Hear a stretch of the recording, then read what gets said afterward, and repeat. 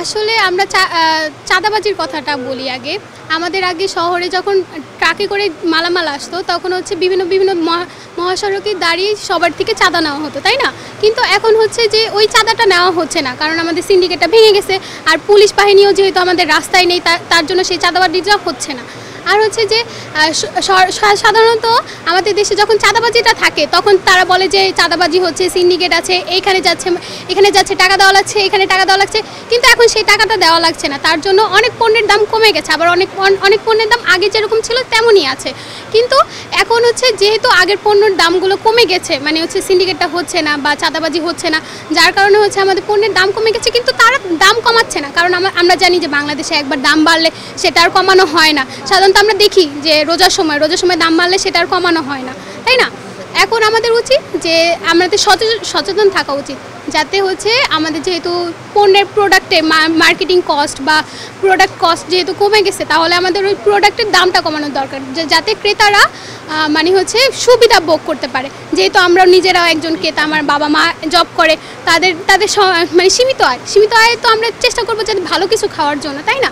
এই জন্য আমরা বাজার মনিটরিংয়ে নেমেছি, যাতে সবাই মানে সচেতন থাকে। আর সবাইকে সচেতন করছি যাতে তারা মানে কম করতে পারে, মানে প্রোডাক্টের দাম স্থিতিশীল অবস্থা। এবং আরেকটা বিষয় হচ্ছে সাধারণ জনগণ এবং হচ্ছে বিক্রেতারাও খুব স্বস্তি ফিল করতেছে যে আমরা স্টুডেন্ট আসছি, ওনাদের অনেক ভালো লাগছে। সেটা আমরা যেমন মনিটরিং করতে এসে আমাদেরও ভালো লাগছে, ওনাদের কাছে আরও বেশি ভালো লাগছে যে ওনারা একটা সাপোর্ট পাচ্ছে, যেটা আগে তারা পাইতো না। এখন তারাও হচ্ছে বিক্রি করার জন্য মানে উৎসাহ একটা হচ্ছে আর কি, সবার ভিতরে একটা সচেতনতার পাশাপাশি সবাই আর কি একটা স্বস্তি ফিরে পেয়েছে আর কি, সাধারণ মানুষ প্লাস হচ্ছে ক্রেতারা। যেহেতু নতুন সরকার গঠিত হয়েছে, আমাদের ছাত্র থেকে 2 জন সমন্বয়ক আছে, আমরা চেষ্টা করব যাতে মানে ওই সরকারটাই যাতে মনিটরিং করে, বা আমরা দেখব যতদিন আমাদের থাকার দরকার মাঠে ততদিন আমরা থাকবো ইনশাল্লাহ। এখন হচ্ছে যে আগের যে পরিস্থিতিটা ছিল সেখান থেকে অনেকটাই বের হয়ে আসতে পারছে মানুষ। যেমন আগে একটা ভয়ভীতি কাজ করতো, অনেকে হচ্ছে আপনার যখন ক্রেতারা আসতো তাদের ভিতরে একটা দাম বাড়ার যে একটা প্রবণতা ছিল সেটা কিন্তু কন্টিনিউয়াস ছিল। কিন্তু এখন বাজার মনিটরিং করার কারণে দামটা হচ্ছে একটা স্থিতিশীল অবস্থায় চলে আসছে। এবং পাশাপাশি যারা বিক্রেতা তাদের ভিতরে একটা ভয় কাজ করতো, মানে হচ্ছে চাঁদা দিতেই হবে তাদের, এরকম একটা বিষয় ছিল। কিন্তু এখন তারাও হচ্ছে যে চাঁদামুক্ত একটা সমাজটা ছিল সেটাও তারা পাচ্ছে।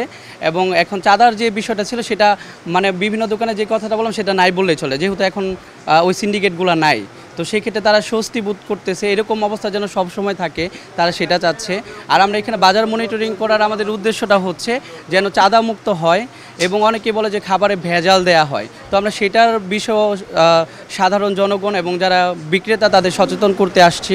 এবং ময়লার যে বিষয়গুলো থাকে, যেমন সাধারণ ক্রেতারা যখন প্রোডাক্ট নিতে আসে বা পণ্য নিতে আসে তখন বিভিন্ন রকম দুর্গন্ধযুক্ত থাকে এই জায়গাগুলোতে।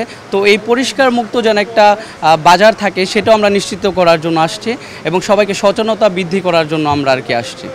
আগের মতন আছে, এখন নতুন সরকার করছে, ঠিক আছে, সামনে দেখা যাক, ঠিক আছে, দাম কমলে তো ভালো, ঠিক আছে, আমরা ভালো বিক্রি করতে পারি, সাধারণ মানুষ ঠিকভাবে নিয়ে খাইতে পারে, ঠিক আছে, কারণ আগে যে দাম ছিল সেটা পারতেছে না। তো এখন আমরা চাইছি দেখেছি সরকার নতুন হয়েছে দেখেছি যাতে দ্রব্যমূল্য জিনিস যাতে দাম কমায় রাখে, দেখেছি বাজার যে নিয়ন্ত্রণ রাখে, মনিটরিং দিয়ে দেখেছি যাতে আমরা ভালোভাবে সঠিকভাবে বিক্রি করতে পারি। বাধাটা কোন জায়গায় ছিল? এতদিন তো দাম যে বেশি ছিল, আপনারা অনেক কিছু বলতেও পারেননি। বাধা ছিল মাল আসতে পারে না, ঠিক আছে, দেখেছি মাল আসতে পারে না, গাড়ি দাম এত টাকা লাগবে, এই রিক্সে আমরা যাব গিয়া সাইরা, যদি আমরা কোনো কিছু হয় আমাদের ভাড়া দিতে হবো, তখন থেকে দোকানদারকে ভাড়ায় ঠিকই আইন না, তখন মাঝখান দিয়ে দেখি তারা কিছুটা বেশি রাখছিল, তখন আমরা বলি দাম গাড়ি ভাড়া বেশি, এই জন্য আমরা বেশি রাখতে হয়, কিছু করার নাই আমাদের। সিন্ডিকেটটা কোন জায়গায় ছিল? সিন্ডিকেটে সেটাই মানে ব্যবসায়িকরা কিছু দাম বাড়ায় রাখতো, ঠিক আছে, তখন আমরা কিনে আনি, তখন আমাকে কেন বাড়ায় রাখেন, গাড়ি বেশি টাকা নেয়, এই জন্য আমরা বাড়ায় রাখতে হয়, ঠিক আছে।